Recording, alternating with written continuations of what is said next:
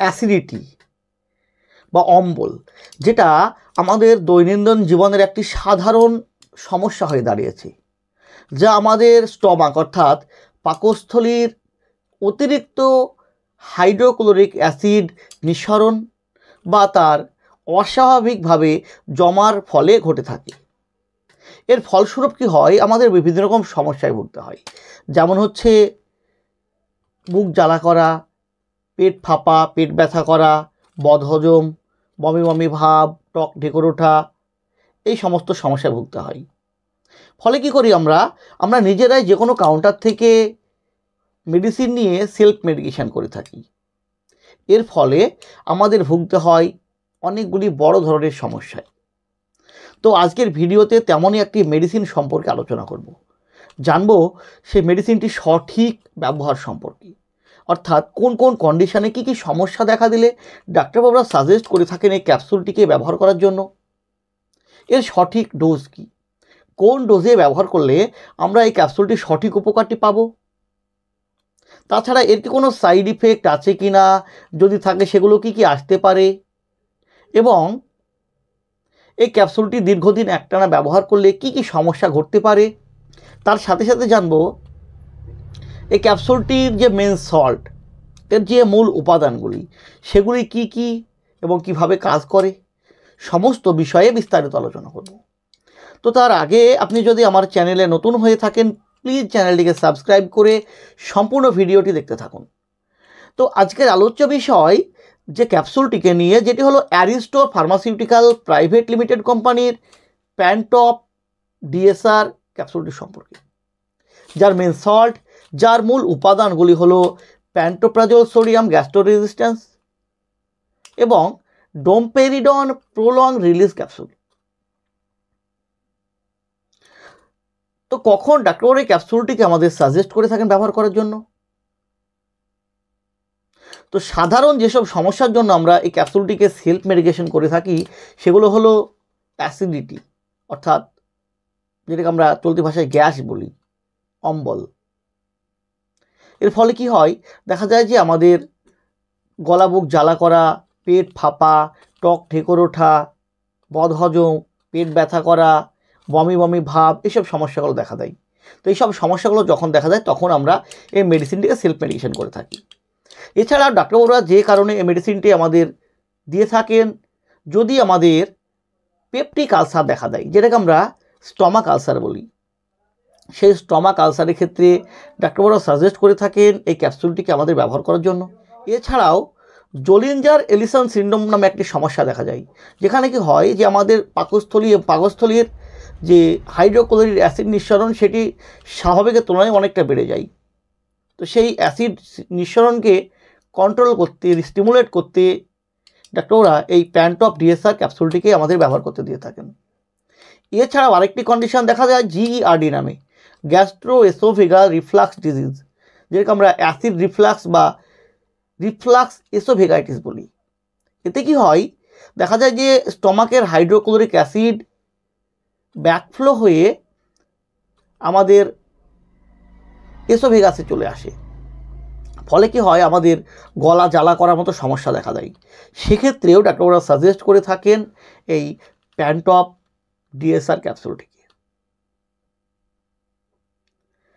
তাছাড়া যদি কোনো ব্যক্তির এইচ পাইলোরি অর্থাৎ হেলিকোব্যাক্টার পাইলোরির ইনফেকশান দেখা দেয়, সেক্ষেত্রেও অন্যান্য অ্যান্টিবায়োটিকের সঙ্গে ডাক্তারবাবুরা এই প্যান্টপ ডিএসআর ক্যাপসুলটিকে ব্যবহার করতে দিয়ে থাকেন।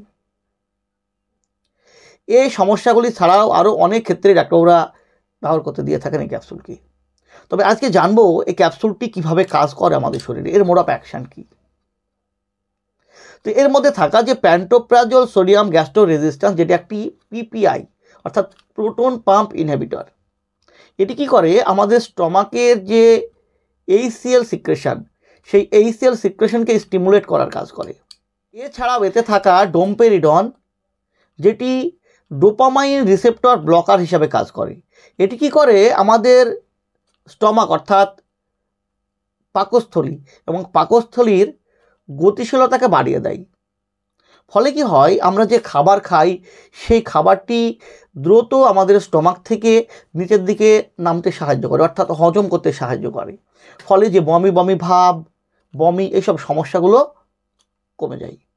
এইভাবেই কাজ করে এই প্যান্টপ ডিএসআর ক্যাপসুলটি।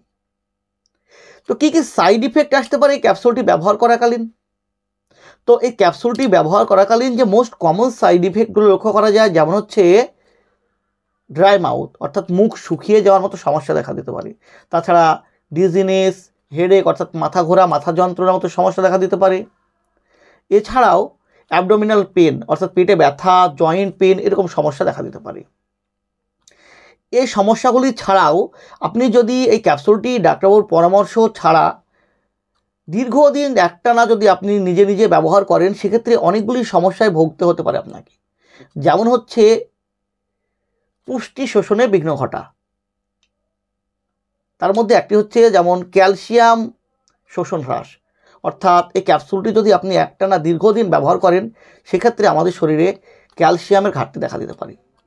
ফলে কি হয়, অস্টিওপোরোসিসের মতো সমস্যা দেখা দিতে পারে, হাড় ভঙ্গুর প্রকৃতি হয়ে যায়, অল্পতে হাড় ভেঙে যায়, এসব সমস্যা দেখা দিতে পারে। এছাড়াও ম্যাগনেসিয়ামের অভাব দেখা দিতে পারে, যার ফলে কি হয়, আমাদের মাংসপেশিতে খিঁচুনি দেখা দিতে পারে, অস্বস্তি ভাব ও আমাদের যে হৃদস্পন্দন তার অস্বাভাবিকতা দেখা দিতে পারে। এছাড়াও এই ক্যাপসুলটি একটানা দীর্ঘদিন ব্যবহার করলে কি হয়, যে আমাদের স্টমাক, অর্থাৎ আমাদের যে পাকস্থলীর স্বাভাবিক হাইড্রোক্লোরিক অ্যাসিড নিঃসরণ সেটি কমে যায়। এর ফলে আমাদের পেটে বিভিন্ন ধরনের জীবাণুর সংক্রমণ বাড়তে পারে, যেমন ডায়রিয়া দেখা দিতে পারে, বিশেষত ক্লস্ট্রিডিয়াম ডিফিসাইলের সংক্রমণ বেড়ে যেতে পারে। তাছাড়া এই ক্যাপসুলটি দীর্ঘদিন ব্যবহার করলে আমাদের কিডনির উপরে এফেক্ট ফেলে এবং আমাদের কিডনির ক্রনিক সমস্যা দেখা দিতে পারে।